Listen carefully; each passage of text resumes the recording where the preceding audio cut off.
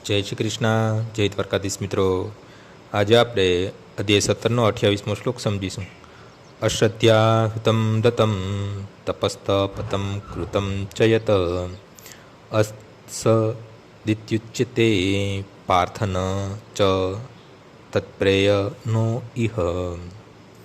હે પાર્થ, પરમેશ્વરના શ્રદ્ધા વગર યજ્ઞ, દાન કે તપરૂપે જે કંઈ કરવામાં આવે છે તે ક્ષણભંગુર હોય છે.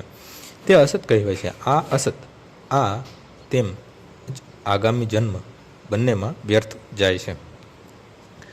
આધ્યાત્મિક ઉદ્દેશ વગરનું ગમે તે કાર્ય પછીથી યજ્ઞ, દાન કે તપ હોય તો એ તે નકામું જ જાય છે.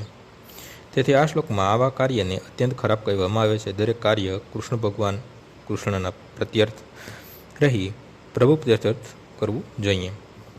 આવી શ્રદ્ધા વિના અને યોગ્ય માર્ગદર્શન વિના કોઈ ફળ કદાપી મળી શકતું નથી. સર્વ વૈદિક આદેશોનું પાલન કરવાનું અંતિમ ધ્યેય કૃષ્ણને જાણવા એ જ છે. આ સિદ્ધાંતને અનુસર્યા વિના કોઈ પણ મનુષ્ય સફળ થઈ શકે નહીં. એટલે જ સર્વશ્રેષ્ઠ માર્ગ એ છે કે શરૂઆતથી જ પ્રમાણભૂત આધ્યાત્મિક ગુરુના માર્ગદર્શન હેઠળ રહી શ્રી કૃષ્ણ ભાવનાયુક્ત રહી અને કાર્ય કરવું જોઈએ. સર્વ કાર્યોને સફળ બનાવવાનો એ જ એક માર્ગ છે. બધા અવસ્થામાં લોકો દેવો, ભૂત અથવા કુબેર જેવા યક્ષોની પૂજા કરવા આકર્ષાયેલા હોય છે. જોકે સત્વગુણ એ રજોગુણ તથા તમોગુણથી શ્રેષ્ઠ છે. છતાં જે મનુષ્ય કૃષ્ણ ભાવનામૃત અપનાવે છે તે ભૌતિક પ્રકૃતિના આ ત્રણેય ગુણથી પર થઈ જાય છે. જોકે ક્રમિક ઉન્નતિની પ્રક્રિયા હોય છે, તેમ છતાં શુદ્ધ ભક્તોમાં સંઘમાં જો કોઈ મનુષ્ય કૃષ્ણ ભાવનામૃતનો માર્ગ ગ્રહણ કરે તો તે સર્વશ્રેષ્ઠ માર્ગ છે અને આ અધ્યાયમાં તેની જ ભલામણ કરવામાં આવી છે.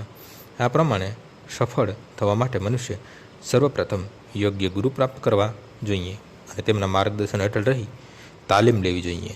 જ્યારે તે મનુષ્ય પરમેશ્વરના શ્રદ્ધાનો વિકાસ કરી શકે છે, સમય જતાં જ્યારે એ શ્રદ્ધા પરિપક્વ થાય ત્યારે તે ભગવત પ્રેમ કહેવાય છે. આ પ્રેમ જ જીવાત્માઓનું અંતિમ ધ્યેય છે. માટે મનુષ્ય સીધે સીધા કૃષ્ણ ભાવનામૃત ગ્રહણ કરવું જોઈએ. 17મા અધ્યાયનો એ જ સંદેશ છે.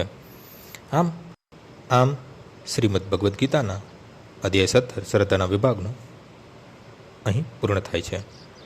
આવતીકાલે ફરીથી સવારે અધ્યાય 18ની શરૂઆત સાથે ફરીથી મળીશું. જય શ્રી કૃષ્ણ.